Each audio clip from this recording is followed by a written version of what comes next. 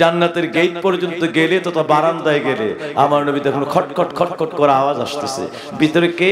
আমার নবী এমনি আমার নবীর পবিত্র নূরের নজর দিয়া জান্নাতের দিকে তাকাইলেন। দেখেন ওই দিক থেকে হেঁটে হেঁটে একদম দুনিয়ার যে খরমের জুতা আছে না, এই খরমের খটখট খটখট করে আওয়াজ হচ্ছে। আর সাধারণ জুতার যে খরমের জুতা মানে পাকা জায়গায় ইয়াতে পড়লে আওয়াজটা কম হয় না, বেশি হয়। বলছে দুনিয়ার আদামের দূর থেকে বা তার চেয়ে দূর থেকে শোনা যাইতেছে। আমার নবী তাকায় দেখেন কে রে, এমনি দেখতেছেন নবীর তালাশে নবীর খোঁজে পেছনে ওই দিক থেকে আসতেছে। আমার নবী দেখেন যে পরিচিত, মহাপরিচিত মনে হয়। কাছে আসলে দেখলেন হযরত বিলাল। আমার নবীর আগে হযরত বিলালকে জান্নাতের মধ্যে হাঁটে ঘুরে দেখে, বুঝতে পারছেন? আমার নবী মেরাজে গিয়ে অন্যান্য জায়গা দেখতেছে আর বিলালকে জান্নাতে ঘুরতেছে। এই বিলাল তুমি কি করো? আপনার খুঁজেই তো আপনার পাই না। আমি গেলাম মক্কার হাতিমের মধ্যে গেলাম, পাই না। বাইতুল্লাহর ভিতরে ঢুকা পাই না। শেষ পর্যন্ত তালাশ করলাম উম্মে হানির ঘরে, তাও কোথাও পাই না। এই জন্য খুঁজতে খুঁজতে দুনিয়া সব তালাশ করছি, সাত জমিন তালাশ করছি, তাহতা সারা তালাশ করছি, পাই না। আমার নবী বোরাক লইয়া ঘুরে, এবার তাহতা সারা যায় কি লইয়া যায়, বুঝতে পারছেন? সাত জমিন তালাশ করে দিলে পাই না। পরে আসমান আইসা তখন পাই না। প্রথম আসমান না পাই মনটা খারাপ হইলো, দ্বিতীয় আসমান এও পাই না, তৃতীয় আসমান পাই না, চতুর্থ পঞ্চম ষষ্ঠ সপ্তম পাই না। এরপরে শেষ পর্যন্ত চিন্তা করলাম জান্নাতে বন্য কোথাও আছে কিনা, আর উম্মতি মতি করে কাঁদে, জাহান্নামও ঘুরে ফিরে দেখে কিনা। এই জন্য চিন্তা করছি যে এইগুলো একটু দেখে লই, এই জায়গাটা কোথাও আছে কিনা। ঢুকে গেলাম জান্নাতে, পাই না। না পাইয়া ফিরে আসতেছিলাম, এই মুহূর্তে আপনি দরজার কিনারে হাজির। সুবহানাল্লাহ। আশিকিন জাকিররা আল্লাহু আকবার। নবী যাওয়ার আগেই আশিক গিয়া জান্নাতের মধ্যে ঘুরে ফিরে। আশিকেরা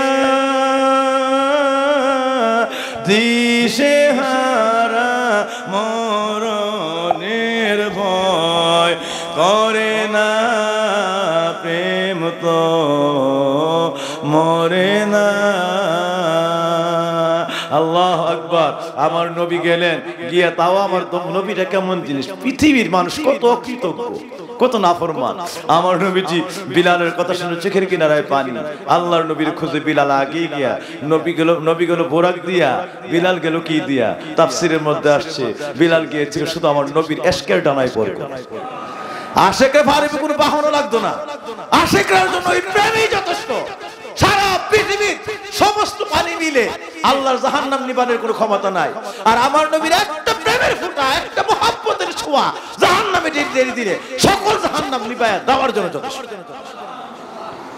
আল্লাহু আকবার। এই জায়গায় আল্লাহর জাহান্নাম সারা পৃথিবীর সবচাইতে ভয় করে আশিকের আমার নবী প্রেম আর তার চোখের পানি। এটা কোনো অবস্থায় সহ্য করতে পারে না।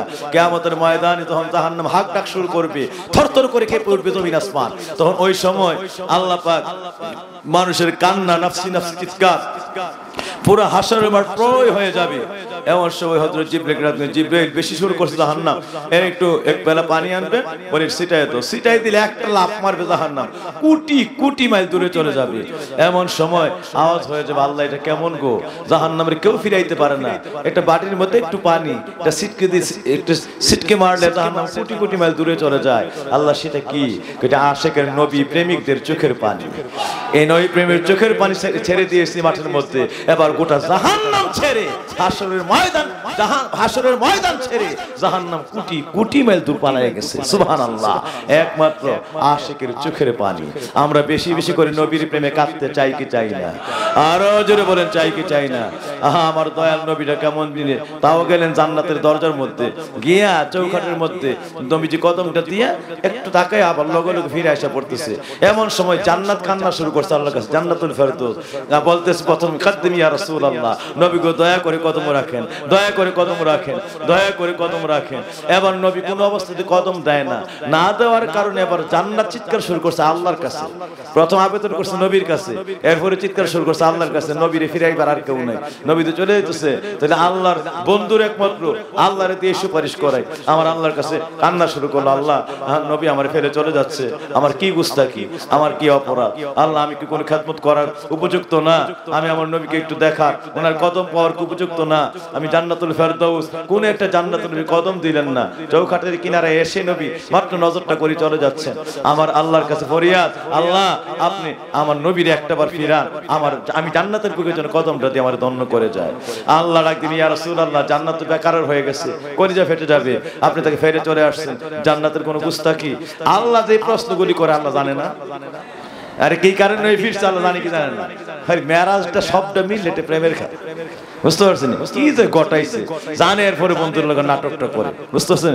কি সুন্দর নাটক, সুবহানাল্লাহ। বলছে আপনি জান না এই জান্নাতটা কান্নাকাটি করে পাগল হয়ে যাচ্ছে, কলিজা ফেটে যাবে, কেমনে আপনি না গিয়ে ফিরা চলে আসছে? এমন সে নবী আমার চোখের পানি ছেড়ে দিলেন। আল্লাহ সব জানেন, তারপরে প্রশ্ন করতেছেন। আল্লাহ এত সুন্দর জান্নাত বানাইছেন, জান্নাতুল আদন, জান্নাতুল খুলদ, জান্নাতুস সালাম, জান্নাতুন নাঈম, জান্নাতুল ফেরদাউস। আল্লাহ চোখ গেলে একটাবার নাজার তাকাইলে চোখ শুধু যায়, একটাবার তাকাইলে চোখ শুধু যায়, ফিরে আসতে চায় না।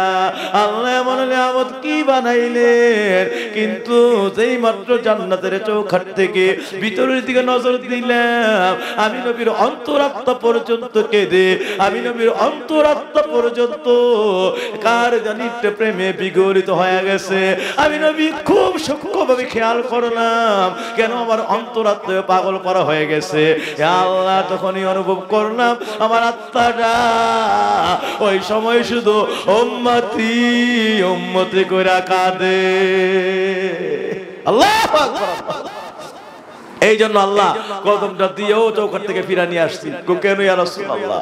কোন আমি একা জান্নাতে ঢুকবো না, সব দেখছি আমি একা, কিন্তু যতদিন পর্যন্ত আমার গুনাহগার এতিম অসহায় উম্মতগুলির বুকে জড়ায়া একসঙ্গে জান্নাতে না ঢুকতে পারবো, ততদিন পর্যন্ত আপনার জান্নাতের মধ্যে কদম দিব। আল্লাহু আকবার, আল্লাহু আকবার।